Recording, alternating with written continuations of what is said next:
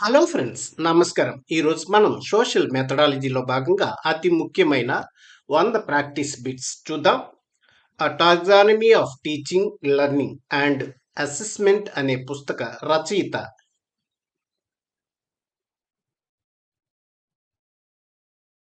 జవాబు 2 ఆండర్సన్ క్రాత్హోల్. పాఠశాల స్థాయి సాంఘిక శాస్త్ర విద్యా ప్రమాణాలను సూచించింది.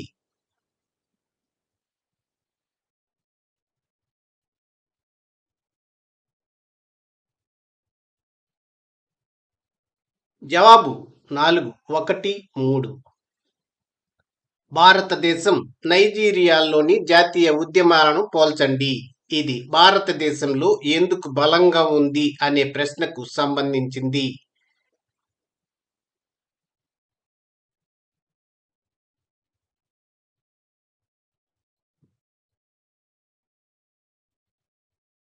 జవాబు 4 సమాచార సేకరణ నైపుణ్యాలు. గ్రిడ్ అంటే ఏమిటి? ఇది మనకు ఎలా సహాయపడుతుంది అనేది.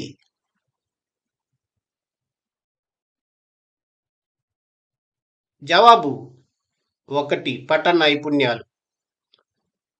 ఫ్రెండ్స్, వీడియో నచ్చితే లైక్ చేయండి, అలాగే సబ్స్క్రైబ్ చేసుకొని షేర్ చేస్తారని ఆశిస్తున్నాను. భూ పరిరక్షణ కోసం ఆలోచింపచేసే ఒక పోస్టర్ తయారు చేయండి.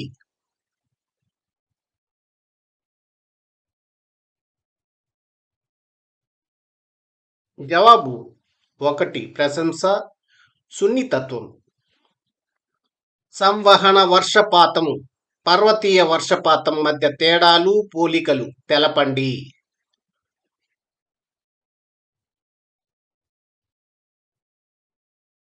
జవాబు 2 విషయ అవగాహన. 9వ తరగతి పుస్తకం పేజీ నెంబరు 9లో ఎరువుల సమస్యలు అంశం చదివి వ్యాఖ్యానించండి.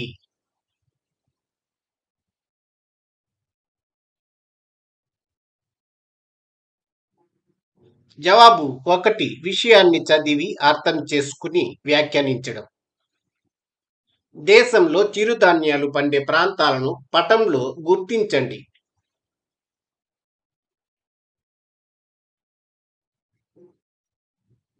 జవాబు 2 పఠన నైపుణ్యాలు.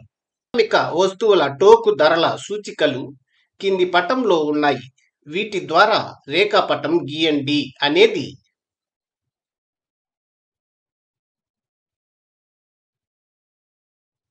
జవాబు 1 సమాచార సేకరణ నైపుణ్యాలు. పక్కన ఉన్న పట్టిక పుస్తకాల ముద్రణలో వృద్ధి గురించి పేర్కొంటుంది.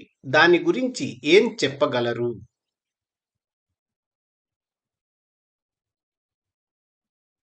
జవాబు 1 విషయ అవగాహన. ఫ్రాన్స్ విప్లవానికి దారితీసిన పరిస్థితులను వివరించండి.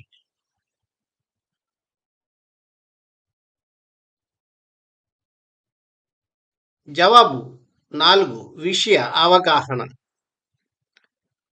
ఆ కాలపు కార్మికులు ఎదుర్కొన్న సమస్యలను కొన్నింటిని పేర్కొని, ఈ కాలంలో కూడా ఆ సమస్యలు ఉన్నాయేమో చర్చించండి.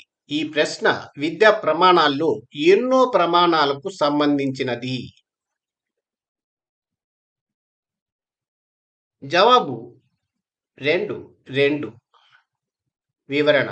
ఈ ప్రశ్నలో కార్మికులు ఎదుర్కొన్న సమస్యలను పేర్కొనడం అనేది విషయ అవగాహన. ఆ సమస్యలు నేటికీ ఉన్నాయేమో చర్చించండి అనేది సమకాలీన అంశాలపై ప్రతిస్పందన లేదా విశ్లేషణ. కావున ఇది 2 విద్యా ప్రమాణాలకు చెందుతుంది. సాంఘిక శాస్త్ర విద్యా ప్రమాణాల్లో 4వ ప్రమాణం.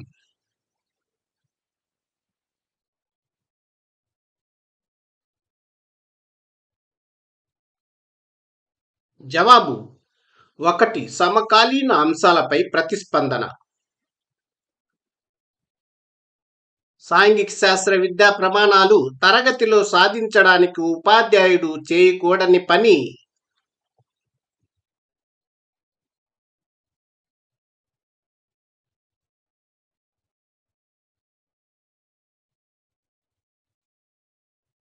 జవాబు 3.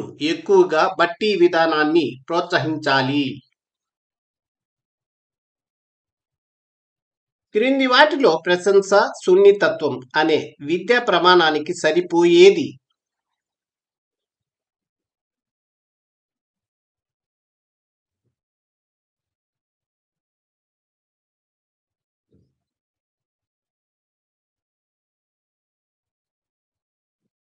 జవాబు 3. మహిళలు ఎదుర్కొనే సమస్యలపై దినపత్రిక ఎడిటర్కు ఒక లేఖ రాయండి. 10వ తరగతి పాఠ్యపుస్తకం పేజీ నంబరు 182లో సైనికవాదం అంశాన్ని చదివి వ్యాఖ్యానించండి అనేది విద్యా ప్రమాణాల్లో ఎన్నో ప్రమాణం కిందకు వస్తుంది?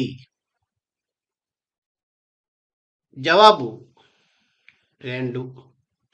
చదివి వ్యాఖ్యానించడం అనేది విషయ అవగాహన, సైనిక వాదంపై అభిప్రాయం వ్యక్తీకరణ, సమకాలీన అంశాలపై ప్రతిస్పందన. విద్యార్థి పాఠ్యాంశానికి సంబంధించిన విషయాలు అర్థం చేసుకుని సొంతంగా వివరించగలగడం ఏ జ్ఞానం అవుతుంది?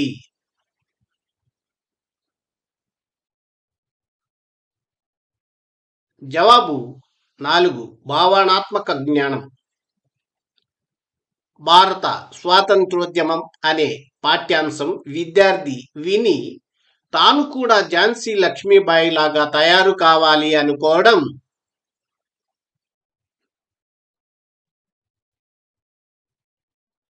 జవాబు 2. ప్రేరణాత్మక విలువ. Table to graph, graph to table తయారు చేయడం అనేది.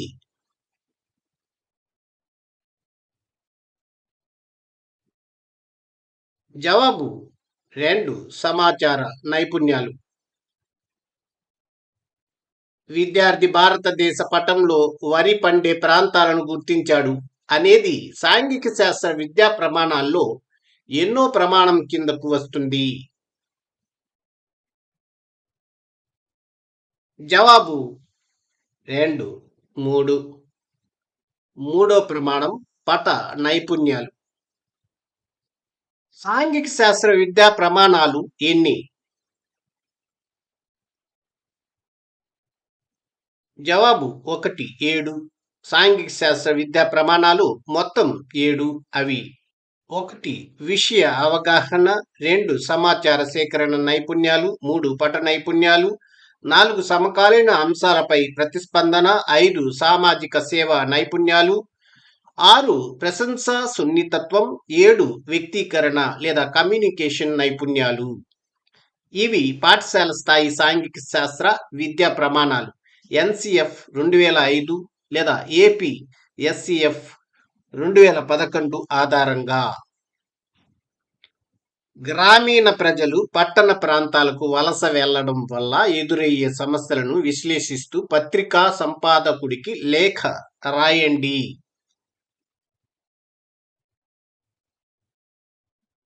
జవాబు 2. సమకాలీన అంశాలపై ప్రతిస్పందన. ఒక మనిషి ఎలా ఆలోచిస్తాడు, అర్థం చేసుకుంటాడు, నేర్చుకుంటాడు అనే విషయాలకు సంబంధించినది ఏ జ్ఞానం అవుతుంది?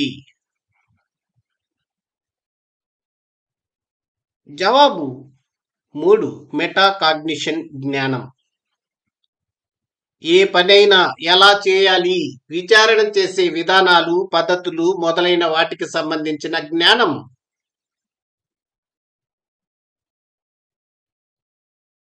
జవాబు 3. విధానాత్మక జ్ఞానం. అండర్సన్ వర్గీకరణలో 5వ లక్ష్యం.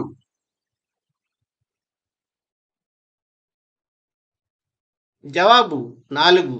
మూల్యాంకనం. క్రమం: remember, understand, apply, analyse, evaluate, create. ఇక్కడ మనం అండర్సన్స్ రివైజ్డ్ టాక్సానమీ 2001 ప్రకారం ఉన్నటువంటి క్రమం మనం ఇక్కడ చూడవచ్చు.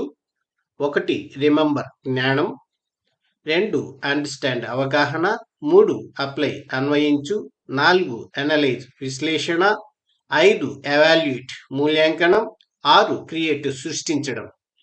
అందువల్ల 5వ లక్ష్యం మూల్యాంకనం, ఎవాల్యుయేట్.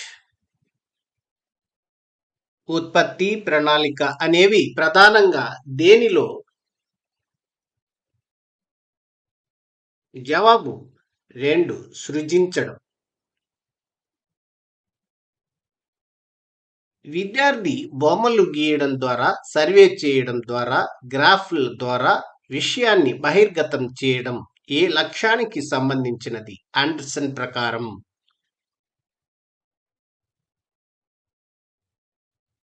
జవాబు 2 అనుప్రయుక్తం. ఆండర్సన్ వర్గీకరణలో లక్ష్యాలు ఎలా అమర్చారు?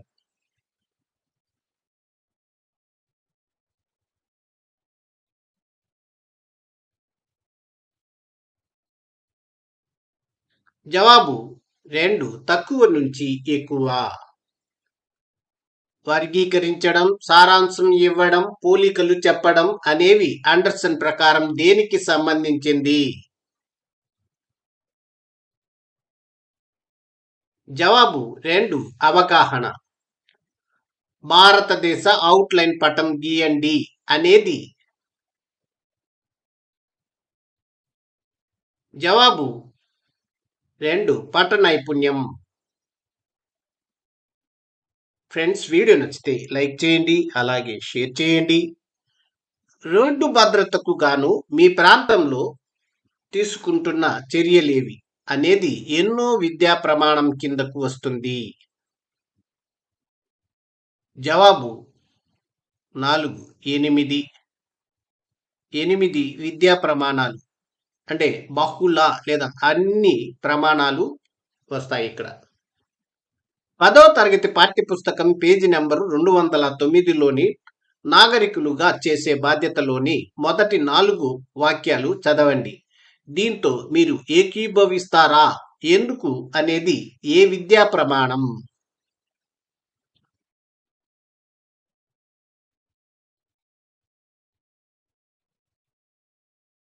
జవాబు 3 ఇచ్చిన విషయాన్ని చదివి అర్థం చేసుకుని వ్యాఖ్యానించడం. భారత స్వాతంత్ర్యోద్యమంలో సుభాష్ చంద్రబోస్ పోషించిన పాత్రను ప్రశంసిస్తూ రాయండి అనేది? జవాబు 2 ప్రశంస, సున్నితత్వం. ఉపాధ్యాయులకు పాఠ్యాంశాలు, బోధనా పద్ధతుల ఎంపికకు తోడ్పడేవి?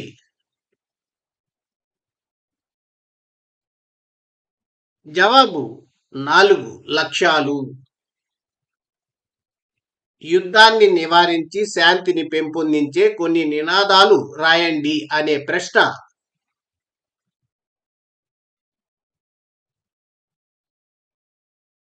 జవాబు 2 ప్రశంస.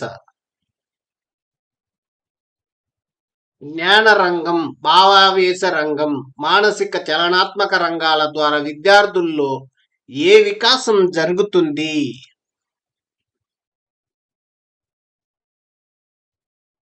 జవాబు 1 మూర్తిమత్వ వికాసం. బోధనా లక్ష్యాలను మొట్టమొదటిగా విశ్లేషించిన విద్యావేత్త?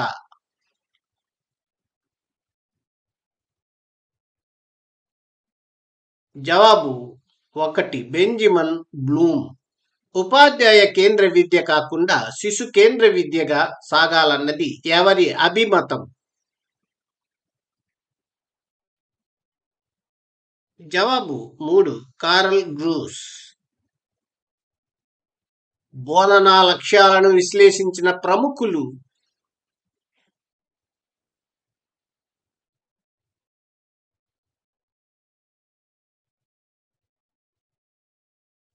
జవాబు 3 బ్లూమ్స్, క్రాత్హాల్, సింప్సన్. మానసిక చలనాత్మక రంగంలోని బోధనా లక్ష్యాలను ఏ ముగ్గురు ప్రచురించారు?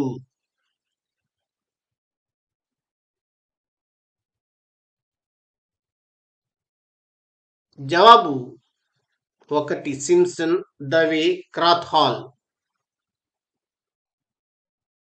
జ్ఞానాత్మక రంగానికి సంబంధించి taxonomy of educational objectives, the classification of educational goals, handbook 1 cognitive డొమైన్ను ప్రచురించిన వారు? సంబంధించిన సంవత్సరం వరుసగా.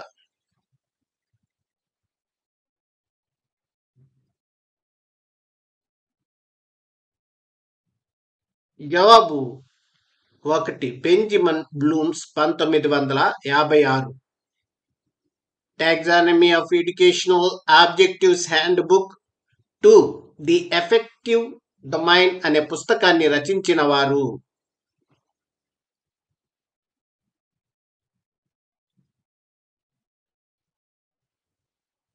జవాబు 1 క్రాత్హాల్ బ్లూమ్ మాసియా. భావావేశ రంగం ఎఫెక్టివ్ డొమైన్ లోని లక్ష్యాలకు సంబంధించిన విశ్లేషణను తెలియజేసిన వారు.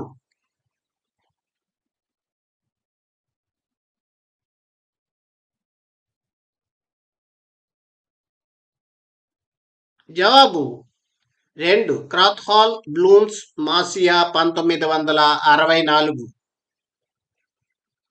విద్యా వ్యవస్థ సాధించాల్సిన అంతిమ ధ్యేయాలు.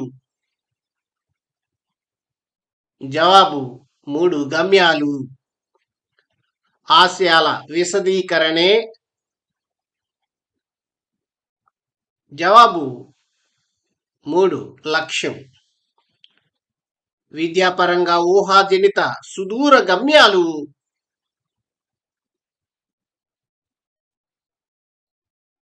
జవాబు 1 విద్యాదర్శాలు. విద్యా గమ్యాలు అంటే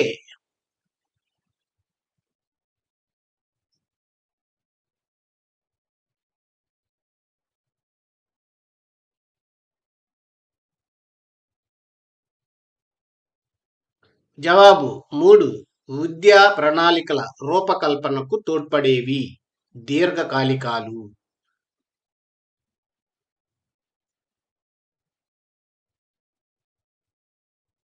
గమ్యాలనే ఇలా కూడా పిలుస్తారు.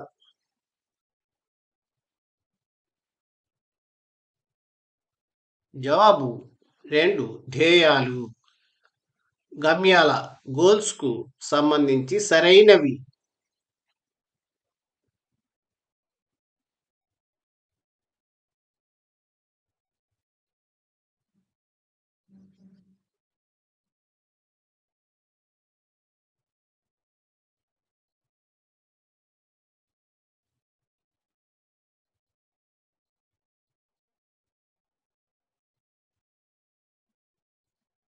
జవాబు 4 ABCD. విషయ ప్రణాళికల రూపకల్పనకు, పాఠ్యాంశాల ఎంపికకు ఉపకరించే ఆయా పాఠ్యాంశాల అధ్యయనం ద్వారా విద్యార్థులు కనబరచాల్సిన స్థూలమైన ప్రవర్తనా మార్పులు తెలిపేవి. జవాబు 1 ఉద్దేశాలు. ఫ్రెండ్స్, వీడియో నచ్చితే లైక్ చేయండి, అలాగే షేర్ చేయండి. మన ఛానల్ని సబ్స్క్రైబ్ చేసుకుని సపోర్ట్ చేయండి. పాఠ్యాంశాల బోధన ద్వారా విద్యార్థుల్లో ఆశిస్తున్న స్థూలపరమైన ప్రవర్తనా మార్పులు తెలిపేవి. జవాబు 4 లక్ష్యాలు. ఏవి విషయ ప్రణాళికల రూపకల్పనను నిర్దేశిస్తాయి? జవాబు 1 గమ్యాలు. విద్యా ధ్యేయాల నుంచి ప్రభవించినవి.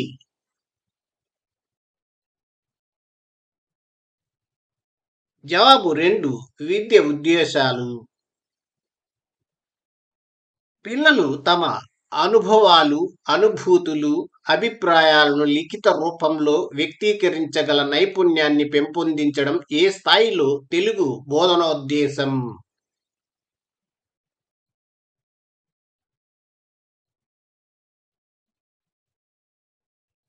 జవాబు 2 మాధ్యమిక స్థాయి. ఉద్దేశాలు, గమ్యాల నుంచి ఆవిర్భవించి తరగతి గది బోధనకు మార్గదర్శకత్వం నెరపి ఆయా పాఠ్యాంశాల ద్వారా విద్యార్థుల్లో ఆశిస్తున్న ప్రవర్తనా మార్పుల్ని సూచించేది.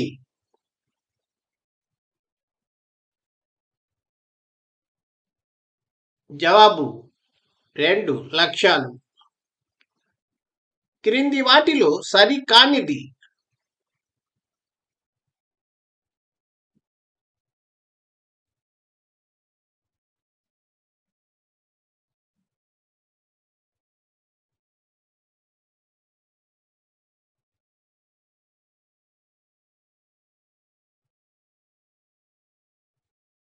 జవాబు 4 ఒకే వ్యాఖ్యలో సమాధానం కోరేవి వివృత లక్ష్యాలు. ఒకే పని పూర్తయిన తర్వాత ఆశిస్తున్న ఫలితాలనే విద్యా పరిభాషలో ఏమంటారు? జవాబు 4 స్పష్టీకరణలు. ప్రవర్తనా భాగం, పాఠ్య భాగం ఈ రెండు ముఖ్య భాగాలు దేనిలో ఉంటాయి?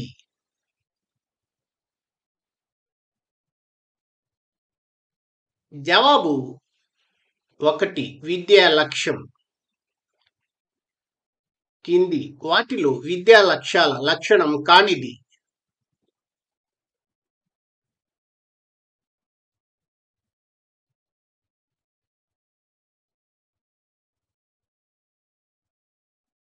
జవాబు 4 కొలవదగని ప్రవర్తన పరివర్తనలు.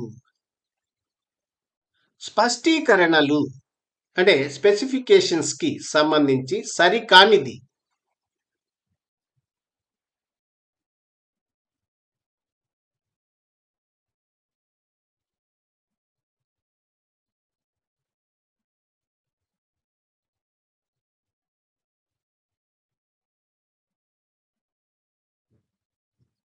జవాబు 4 స్పష్టీకరణలనే గమ్యాలు లేదా ధ్యేయాలు అని కూడా అంటారు.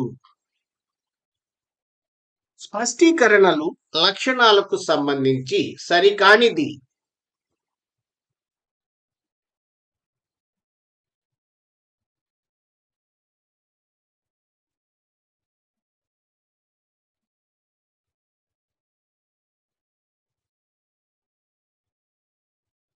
జవాబు 3 విద్యా ప్రణాళిక తయారు చేసుకోవడానికి తోడ్పడతాయి. స్పష్టీకరణలు లక్షణాలతో సంబంధం లేనిది.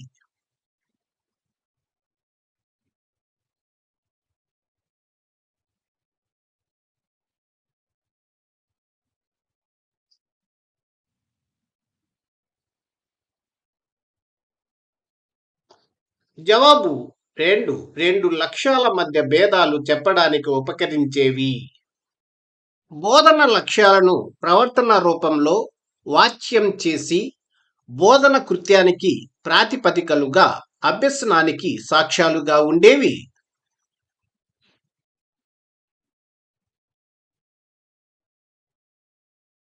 జవాబు 4 స్పష్టీకరణలు. క్రింది వాటిలో స్పష్టీకరణ లక్షణం.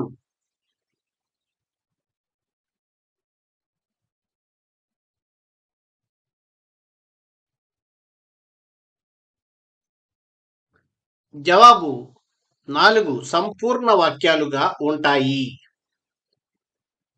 విద్యాభ్యసనానికి సాక్ష్యాలు.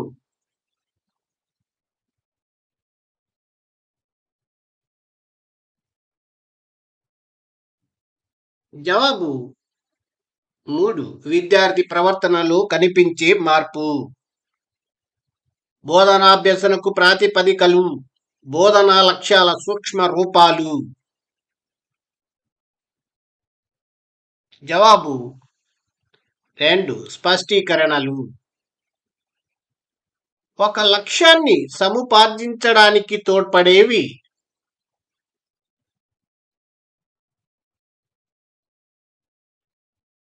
జవాబు 3 స్పష్టీకరణలు.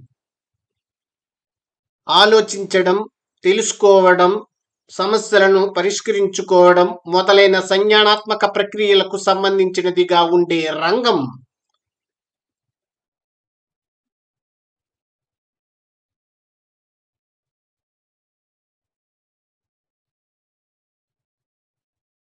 జవాబు 3 జ్ఞానాత్మక రంగం.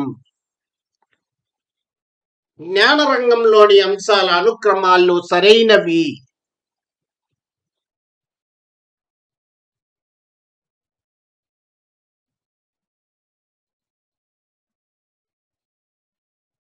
జవాబు 1.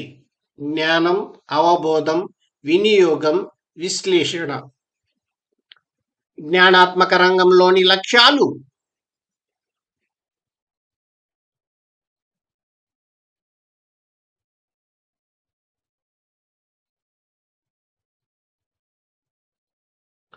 జవాబు 2.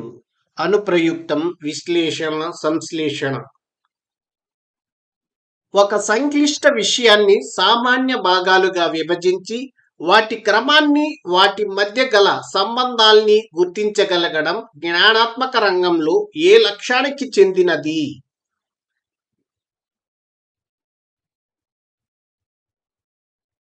జవాబు 3. విశ్లేషణ. ఒకదానితో ఒకటి సంబంధం ఉన్న వేర్వేరు అంశాలను క్రమ పద్ధతిలో చేర్చి అందులోని సమైక్య భావాన్ని విశదీకరించగలగడం జ్ఞానాత్మక రంగంలో ఏ లక్ష్యానికి చెందినది?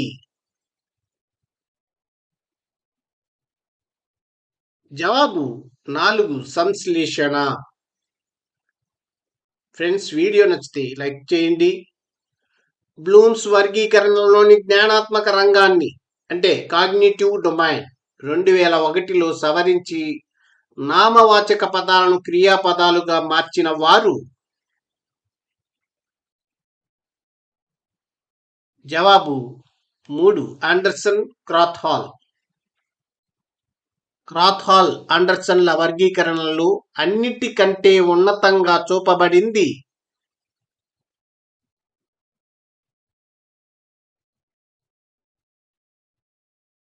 జవాబు 3. సృజించడం, క్రియేటింగ్. క్రాత్హాల్, ఆండర్సన్లు సవరించిన కొత్త బ్లూమ్స్ వర్గీకరణలో ఎన్ని రకాల జ్ఞానాలను పేర్కొన్నారు?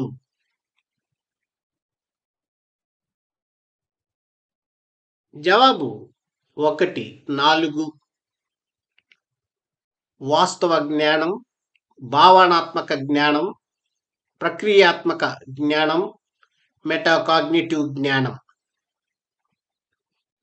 క్రాత్హాల్, ఆండర్సన్లు మలి వర్గీకరణ 2001లో సంజ్ఞానాత్మక ప్రక్రియకు సంబంధించిన 6 స్థాయిల ద్వారా మొత్తం ఎన్ని రకాలైన సంజ్ఞానాత్మక ప్రక్రియలను పేర్కొన్నారు?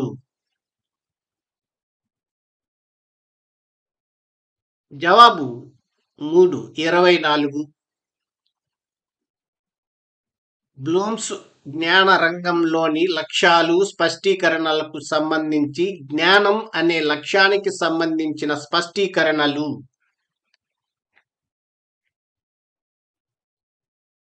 జవాబు 3. జ్ఞప్తి, గుర్తించడం.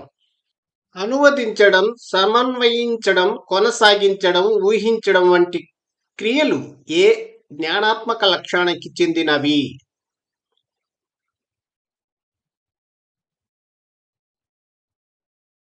జవాబు 1. అవగాహన. నీవు ఒక సాంఘిక ఉపాధ్యాయుడిగా విద్యార్థుల్లో పరిపూర్ణతను ఏర్పరచడానికి నీ వంతు కృషిగా ఏమి చేస్తావు?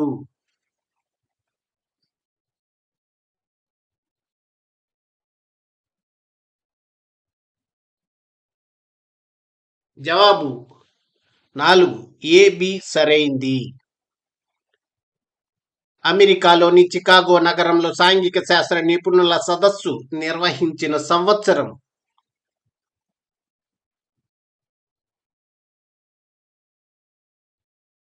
జవాబు 3. క్రీస్తు శకం 1916-17. సాంఘిక శాస్త్రం ఆవశ్యకతను భారతదేశంలో ఏ విద్యా విధానంలో గాంధీ ప్రవేశపెట్టాడు?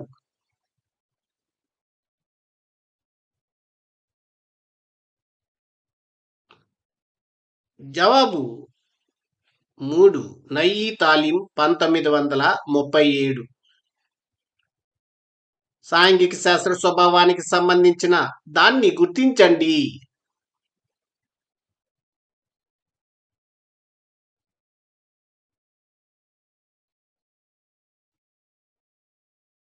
జవాబు 3. ఒక సమాధానానికి 2 సరైంది.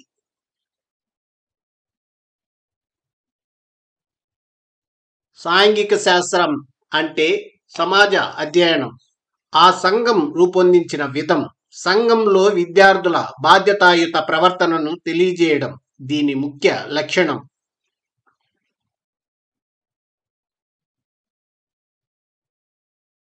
జవాబు 2. ఈవి వెస్లీ. నేను నిజాయితీ ఉన్న 6 సేవకులను నియమించుకున్నాను. నాకు తెలిసిందంతా వారు బోధించిందే అని ప్రశ్న పద్ధతి గురించి తెలియపరిచిన విద్యావేత్త.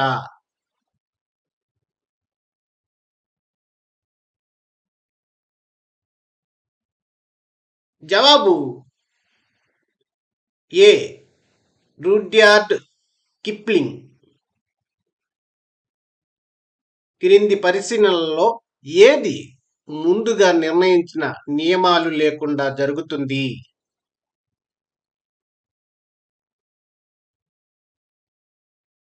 జవాబు బి. అసంచరిత పరిశీలన. ఆగమన పద్ధతిని ప్రచారం చేసిన శాస్త్రవేత్త ఎవరు? జవాబు సి. పెస్టాలజీ. ఉదాహరణల నుంచి సూత్రీకరణ చేయడం ఏ పద్ధతి లక్షణం?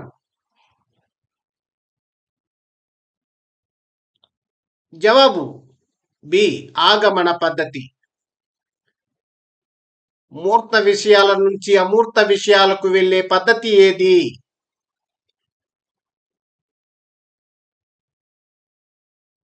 జవాబు సి. ఆగమన పద్ధతి. ప్రయోగాలు లేదా పరిశీలనల నుంచి సాధారణీకరణ చేయడం ఏ పద్ధతికి చెందుతుంది?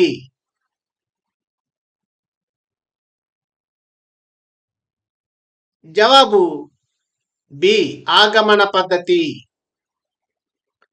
నిగమన పద్ధతిని ప్రచారం చేసిన శాస్త్రవేత్త ఎవరు?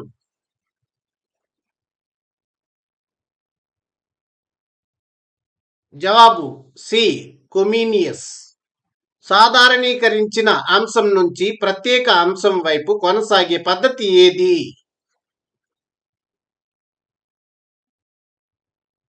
జవాబు బి. నిగమన పద్ధతి. సూత్రీకరణ నుంచి ఒక నిర్దిష్ట సందర్భానికి అనుప్రయోగం చేసే పద్ధతి ఏది?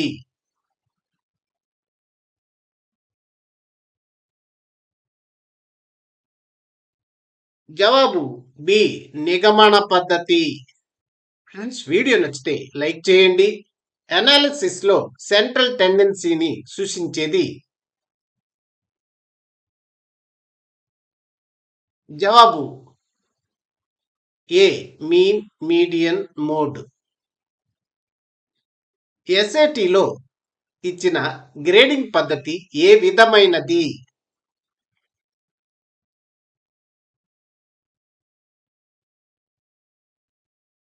జవాబు సి. క్రైటీరియన్. అనాలిసిస్ రిపోర్ట్ తయారీలో మొదటి దశ?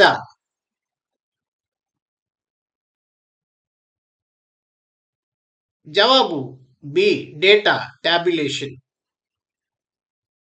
మంచి టెస్ట్ ఐటెంలో అంబిగ్యూటీ ఉండకూడదని సూచించేది?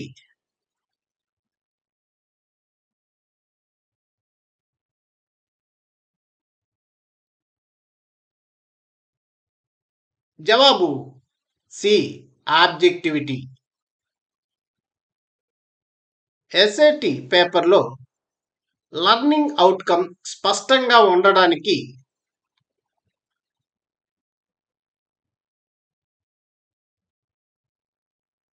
జవాబు ఏ. యాక్షన్ వర్బ్స్ వాడాలి. ఫీడ్బ్యాక్ యొక్క ప్రధాన రంగం కానిది?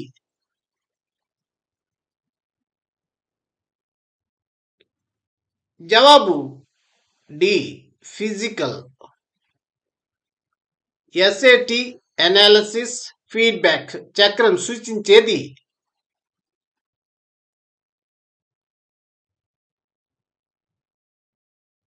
జవాబు ఏ కంటిన్యూయస్ ఇంప్రూవ్మెంట్.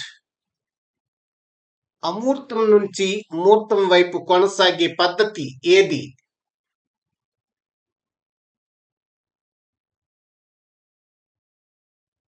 జవాబు బి నిగమన పద్ధతి. ఫ్రెండ్స్, వీడియో నచ్చితే లైక్ చేసి షేర్ చేసి సబ్స్క్రైబ్ చేసుకోండి. అలాగే బెల్ ఐకాన్ పై క్లిక్ చేసినట్లయితే మనం కొత్త నోటిఫికేషన్స్ మీకు అందుతూ ఉంటాయి. ముఖ్య గమనిక, 6వ తరగతి నుండి 10వ తరగతి వరకు social content lesson wise bits మీకు కావాలంటే 9966466776కి కాల్ చేసినట్లయితే మీకు పోస్టుల ద్వారా పంపబడుతుంది. ఈ 2 పుస్తకాలు వేల రూ. 700 మాత్రమే. కావాల్సిన వారు 9966466776కి కాల్ చేయండి. Thank you for watching this video.